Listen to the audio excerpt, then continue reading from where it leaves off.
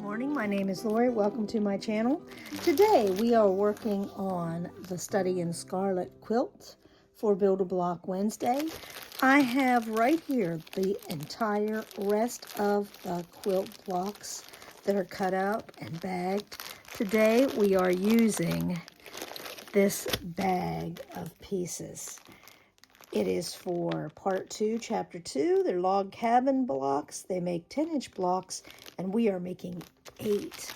Let me move this out of the way. And you can see that these 8 blocks go right here to form a big center medallion star. Let me put these other blocks aside, and we will look at the pattern. Give me just a second to find my page. There it is.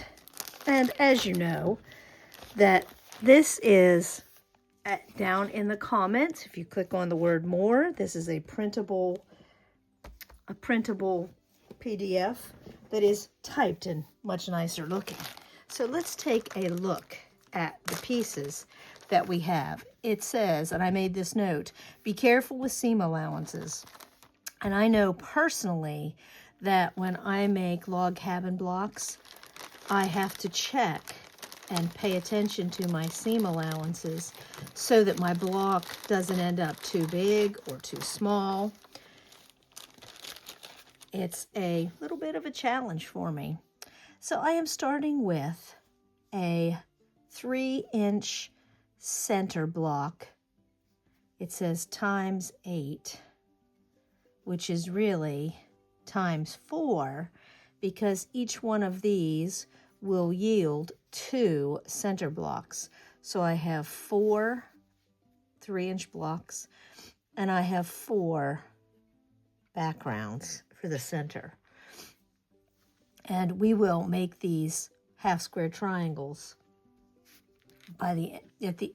after we go over the fabric. So for this block, I have purple strips that are 1.5, and I have the sizes, and I also have background strips of the same sizes because you sew them alternating back and forth like courthouse steps. So the background, and I'll go over everything at one time, and I tell you the number of pieces. So for background, I need, where are those short little pieces? And I have a variety of colors of blues and purples. So I have 8 2.5-inch pieces. Looks like more than that to me, but all right. Let's just lay it out here at the top. And if there is a difference when you print out the PDF, you'll know that I've made a difference. And then if I skip down here, I have 8 2.5-inch purples. Then I go back up here because I'm going to sew them on opposites. The next size is 4.5. And I have purples and blues because I want a variety of scrappy look here. So I have 16 purples and 16 backgrounds that are 4.5. And my next size is 6.5.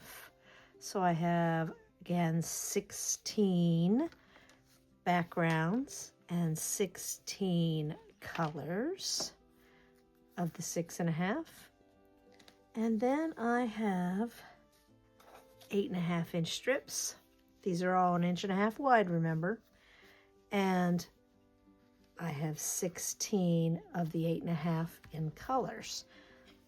And a lot of these are purple or purpley blue. And then I have 10.5-inch strips for the very outside, and it says there are 8 of those. So there are 8 of the background and 8 of the colors.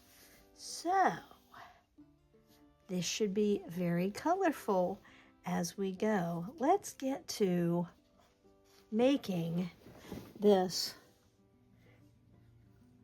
2.5-inch center using the 2 at a time half square triangle method. Let me set this all out of the way so that we have a clear workspace. Now to mark these, I like to use a Frixion pen because it's on the back and it won't matter. So I have used up a whole black one. And these, I bought these on Amazon and they come with a lot of little refills. So now that I brought a refill from West Virginia, and it comes with 2 of every color pen, the version that I bought. So that's, there you saw how easy it was to change that pen. So now I'm going to mark corner to corner using a ruler, straight edge, whatever I happen to grab. I'm still very happy with this Quilter's magic wand that it was in a big box of other stuff at a yard sale. Paid $1 for the box, so I probably paid 2 cents for this. And I did price them on Amazon, and they go for like $10. Craziness. But, and they, like I said, they do have a shorter version. Anyway, back to what I was doing. I am marking from corner to corner. This is the cut line 2 at a time triangles. This is a cut line. So I will be pairing these up, right sides together, and I will be sewing a 1/4 inch on either side of the line. Let me get to the sewing machine and get the sewing done for today, and I will be back in just a moment. I am back from the sewing machine, and you can see that I sewed a 1/4 inch on each side. I need to clip these apart very quickly, of course. And then you can see the cutting line. I'm going to take my bigger, now you could do this with your rotary cutter and a ruler, but I just prefer to chop it with a pair of scissors. And as long as I'm close to the line, it'll be all right. And when I press these, I will press to the dark, and I will be trimming these so they are exact 2.5 inch squares for the middle. Now your homework this week, if you choose to accept it, is to cut all of the pieces and to make these little blocks. Let me iron these, press them, whatever you want to call it, and I will be right back so we can trim them. I have all of these pressed to the dark, and you can see that they need a little tiny bit of a trim, but I want them to be perfect as we go.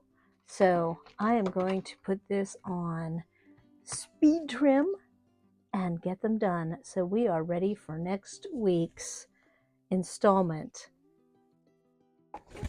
and to start assembling the blocks.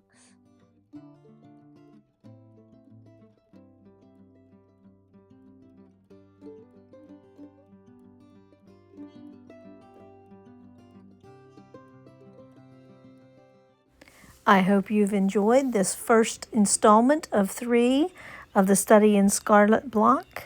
Thank you for watching.